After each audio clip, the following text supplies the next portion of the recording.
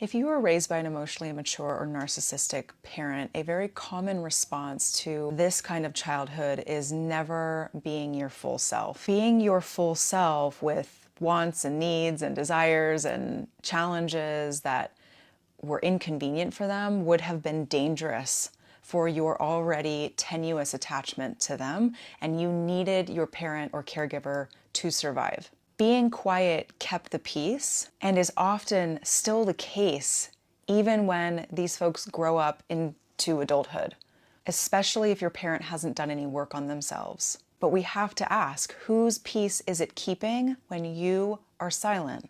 The abuser is at peace when you don't speak up. They're not thinking about it, especially if they lack empathy. And the more narcissistic someone is, the more they will lack empathy. So they're not thinking about it. They're not thinking about how you feel. Or if they do, they would never acknowledge it because they're so shame-based, they can't ever imagine, they can't ever look at how they might be impacting you. So then as a child, you had to hold this war inside of yourself of stay connected to caregiver or have wants, needs, desires, struggles, be connected to myself, be connected to my body.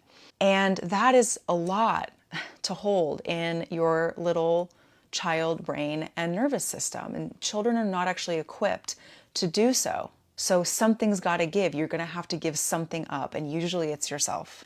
And so now, if as an adult, if you're speaking up for yourself and your parent or codependent, enmeshed, narcissistic family doesn't like it, you have to ask who was benefiting from your silence.